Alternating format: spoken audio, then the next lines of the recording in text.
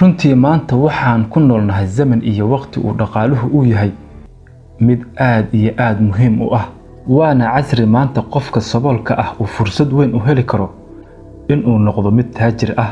balse haddana sidaas ay tahay maanta dadka intooda badan ma aha kuwa haysta hanti iyo maal, waxayna aqbaleen in ay yihiin dad sabool ah oo aanan waxba haysanin.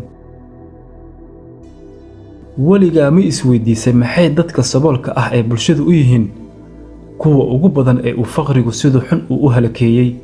maxayna tira ahaan dadka qaniga ah ee u yihiin dad farku-tiris ah oo aad ugu yar bulshada dhexdeeda? haddaba waxaad ogaataa in faqriga iyo qaninimadu ay tahay wax ay dadka sidooda gaarka ah ay u doortaan.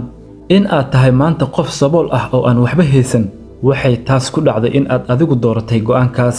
sidoo kale haddii aad dabcan maanta aad tahay qof taajir ah oo hanti badan haysta, waxay taasna ku timaaday inaad adigu qaadatay go'aankaas iyo doorashadaas.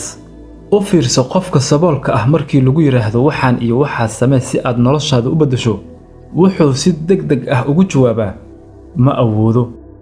balse xaqiiqda dhabta ayaa waxay tahay in ay ka cararayaan horumarka iyo isbeddelka ay noloshoodu ku samayn lahaayeen, sababtoo ah waa dad caajisiin ah oo ku fashilmay in ay la diriraan faqriga iyo saboolnimada. sidaas daraaddeed waxay doorteen oo isku dhiibeen in ay noqdaan kuwo caajisiin ah oo aanan waxba ka beddeli karin noloshooda. in aad noqoto qof taajir ah iyo in aad noqoto qof faqiir ah waxay ku xiran tahay hadba niyadaada midii aad gashato. waxay ku xiran tahay hadba go'aanka ay naftaadu qaadato.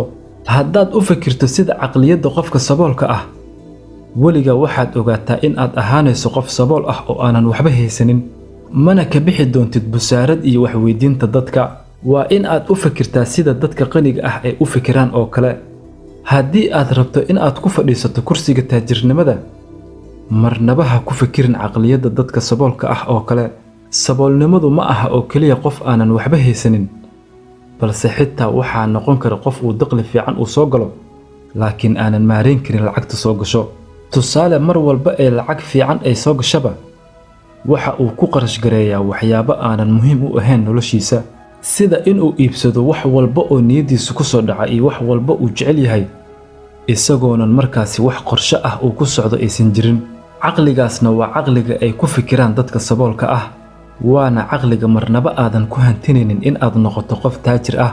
waxaad tahay qof uu dakhli fiican uu soo galo, laakiin haddana weli waxaad tahay qof faqiir ah, halka qofka taajirka ah uusan marnaba ku ciyaarin lacagtiisa iyo dakhliga soo galo, walow uuba uga sii faa'iidaysto mashaariic kale.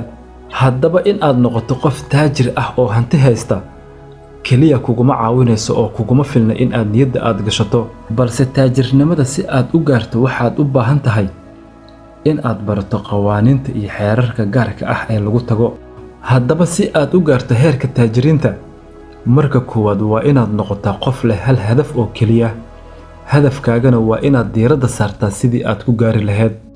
midda labaad, bilow mashruuc adiga kuu gaar ah. isku day in aad keydiso dakhliga kaa soo gala mashruucaaga si aad awood ugu yeelato in aad maalgashigaaga ugu horreeyay aad ku bilowdo. midda saddexaad, ha ka baqin wax la yiraahdo khasaaro. haddii aad ka baqayso in aad fashilanto, in aad khasaarto, in aad qalad maaliyadeed gasho, cabsidaas waxay kaa hor istaagaysaa in aad kor u sii dallacdo. caqligaasna waa caqligu uu ku fikiro qofka saboolka ah. soo maadan arag dadka taajiriinta ah in ay mar walba ay tijaabiyaan wax cusub aysan hore u aqoon, ama in ay suuqa keenaan shay cusub oo aanan hore loo tijaabin? haddaba waa inaad ka takhalustaa cabsida gudahaaga ku jirta. midda afraad, ha sameynin oo keliya waxaad jeceshahay. marmarka qaar waxaad u baahan tahay in aad doorato wax aad neceb tahay si aad u hesho wax aad jeceshahay. ogow, dad baa jira oo ka ganacsada maqaarka xoolaha iyo dhoofintooda, mana jecla, laakiin waxay ka hantiyaan maal aad u fara badan. midda shanaad, ha u shaqaynin sidii aad ku samayn lahayd lacag oo keliya, laakiin u shaqee sidii aad wax uga baran lahayd shaqadaada. tan waa dabinka badanaa ay ku dhacaan dadka raba in ay gaaraan heerka qaninimada. iyagoonan shaqooyinkooda wax ka baran ayay waxay diiradda saaraan sidii ay lacagta oo keliya ku samayn lahaayeen. lacagta ha kaaga muhiimsanaato in aad wax ka barato suuqa. ka baro wax dadka qabiiriinta ah, wax ka baro dadka taajiriinta ah. isweydii mar walba su'aasha ah, sidee sideen u sameeyaa, sideen ku gaaraa, sideen u xalliyaa. Ha ka daalin su'aashan in aad mar walba aad isweydiiso. baro sida loo galo heshiisyada iyo la tacaamulka dadka kugu xiran. baro sida wax inta loo soo iibsado haddana loo sii iibiyo. u fiirsa dadka taajiriinta ah uma shaqeeyaan sidii ay lacagta oo keliya ay ku heli lahaayeen, balse waxay ku fikiraan ama ay sameeyaan sidii ay iyada ugu shaqayn lahayd lacagta laftigeeda. sababtoo ah waxay yaqaanaan sida loo maalgashto hantida maguurtada ah. sidaa awgeed waxay leeyihiin qiimeyn iyo aragti fog ay wax ku cabbiraan. waxayna ogyihiin in shaygan ay hadda maalgashteen uu beri faa'iido 10 jibbaar ah ay ka heli doonaan. tusaale, dadka maalgashiyada waaweyn ku samaysta qalinka ama silfarka waa dadka kuwa ugu hodansan ama ugu qanisan adduunka. midda lixaad, uma baahnid in aad si adag u shaqayso. si aad ciyaartan si fiican ugu ciyaarto, waxaad si fiican iskugu daydaa in aad fahamto xeerkan. waxaad isweydiisaa maxay tahay sababta aad si adag ugu shaqaynayso.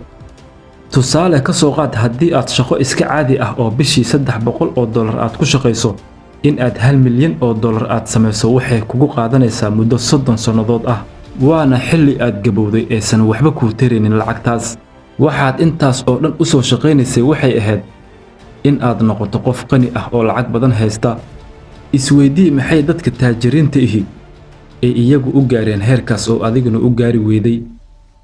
sababtu waxay tahay iyagu waxay fahmeen xeerka ciyaarta loo ciyaaro, adiguna waxaad isku dhufsatay xisaab qaldan oo aanan shaqaynaynin. muhiimaddu ma aha inaad si adag u shaqayso, ee waa inaad xalliso dhibaatooyinka iyo caqabadaha ku hor yaala.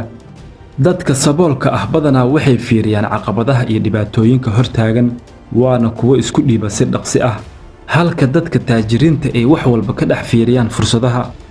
ku dadaal maalgashiga hantida maguurtada ah. ku fakir caqliga taajiriinta ee ha ku fikirin caqliga saboolnimada. ku fakir in ay lacagtaadu kuu shaqayso adigoo iska jiifa gurigaaga.